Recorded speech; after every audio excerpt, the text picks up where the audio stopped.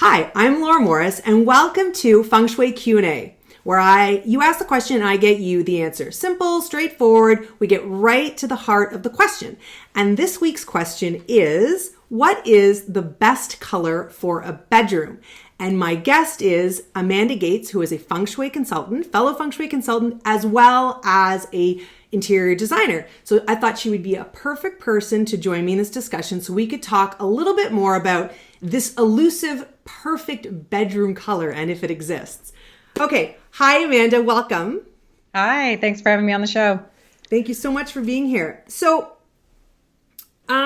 you, like me, you do a lot of interior design. That's, you have a big business where you do that, which is awesome, which is why I thought it would be nice to have someone who has that perspective when we're talking about this question that I sometimes get saying, okay, what should I paint my bedroom, or what's the best color for the bedroom? And they're all obviously asking in terms of Feng Shui as well as design.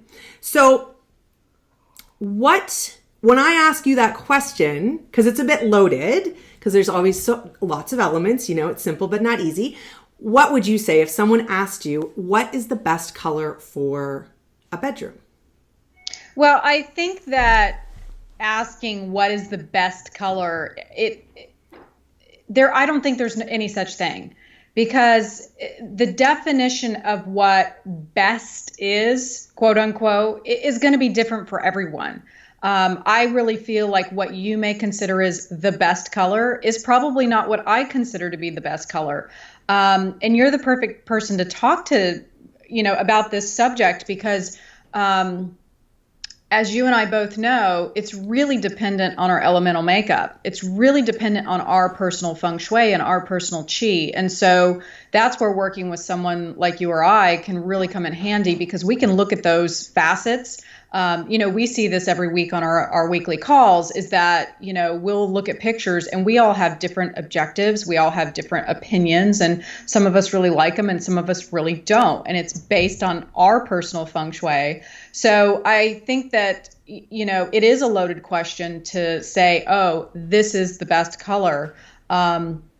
I think there's so many variables that have to go into that question. And I know your audience doesn't want to hear this. They just want to, Sherwin-Williams, this number.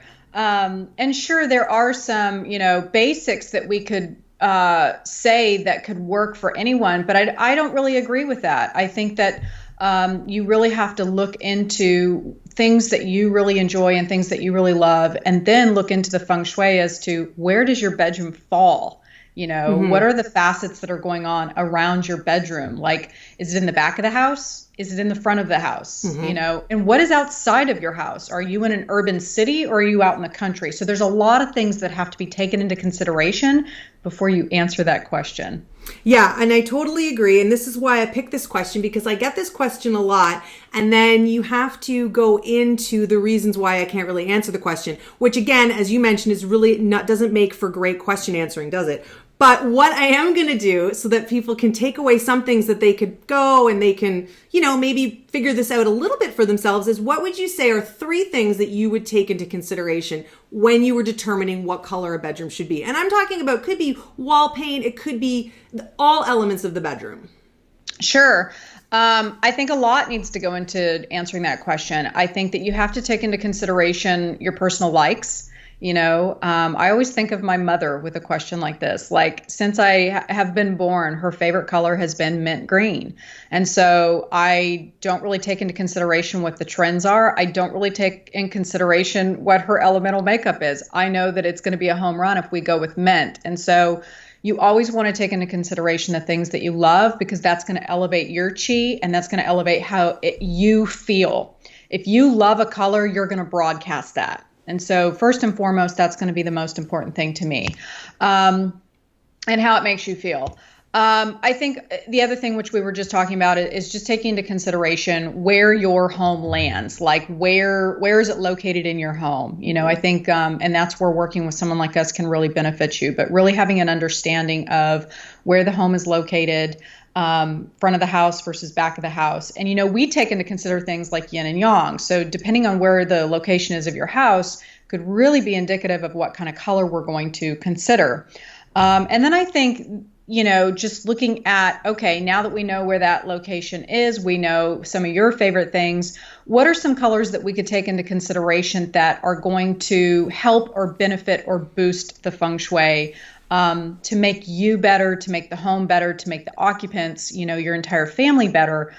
Those are usually the things that I will take into consideration. So again, a loaded question, no hardcore answer, but it's not, I see this all the time, and I'm sure you do too as an interior designer. It's like people run to the hardware store and they pick up a color and they're looking under the worst lighting, yes, and they're like, oh, this is great, we'll throw this up. Yeah. And then they do, and then they hate it. And it's like, oh shit, I don't like this color. Yeah. And it's like, there were a lot of things, there were a lot of steps. It's not just a matter of picking a color. You have to really be including all of these questions and taking all of these variables into consideration. Yes.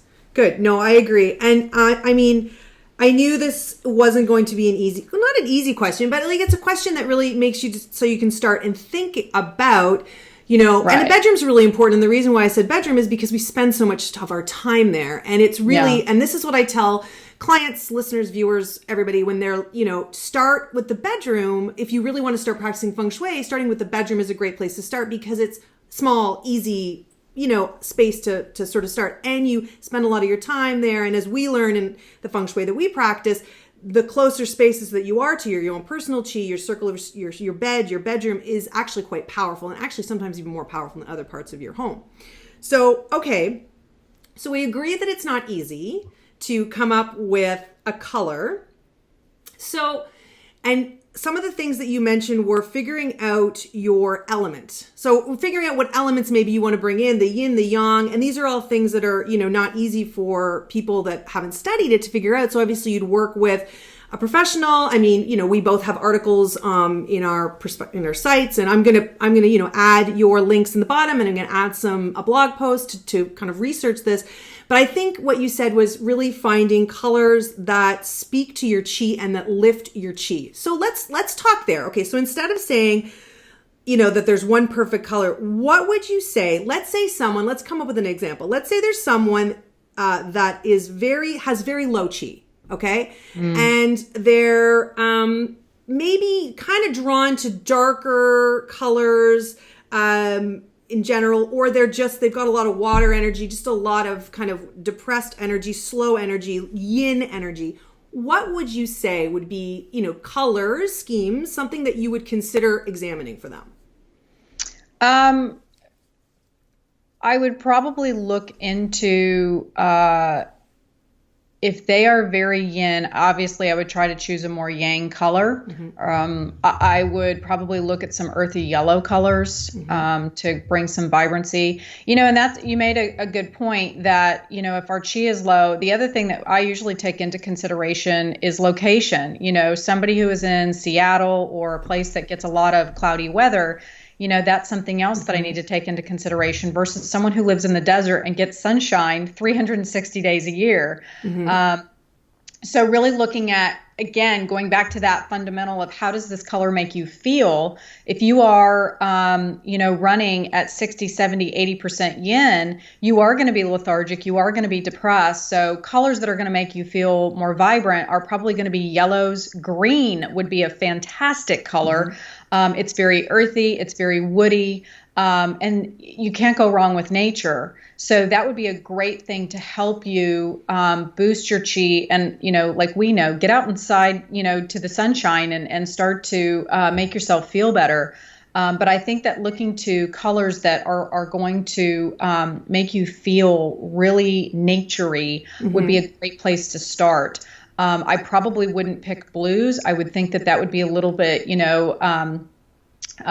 too dark. If you get into those dark blues, those dark blacks, things like that, that can take you kind of down into the abyss. And I think that you're going to need stuff that's going to make you feel more rooted to where you're more expansive. Yeah, no, exactly. So lifting the chi, using the elements. And once, when you know a little bit more about the elements, knowing which elements are more yang and which elements tend to be, things that lift the chi, and all elements are great. This is another thing. Not one is not worse than the other. They all come together to balance. Okay. So if we're going to leave it, if we're going to wrap it up, I'm going to put you on the spot and you don't have to give me a color, your favorite bedroom color. Cause as we all mentioned, there's, it depends on who it is, but what is one tip that you would use when choosing color in the bedroom? Just like one thing, if someone's going to go out today and decides that they want to redo their bedroom, what would be one takeaway? I would always go back to how it makes you feel. I mean, all of these words that we are using today, I think could be very intimidating to a layperson who doesn't really know a lot about Feng Shui. Mm-hmm. And, you and I practice a very heavy kind of Feng Shui. It's deep rooted in a lot of energetic things. And so I think that trust your intuition. You really do know. I think that what happens is we tend to question ourselves, and then we get stuck in our head, and then we get paralyzed mm-hmm. and can't make a decision. And that can be an elemental thing too. But I think that the takeaway is that if you have a color that really makes your heart sing and it really makes you feel good and you freaking love it, mm-hmm. I mean, that's your intuition telling you that that's the color that you need. Yeah.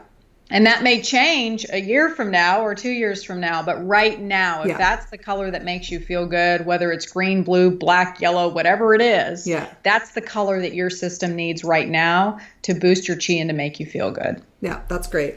And I think that idea too, first of all, I mean, we're not talking about, we're just talking about painting a wall or, something. So this is something that, you can play around with.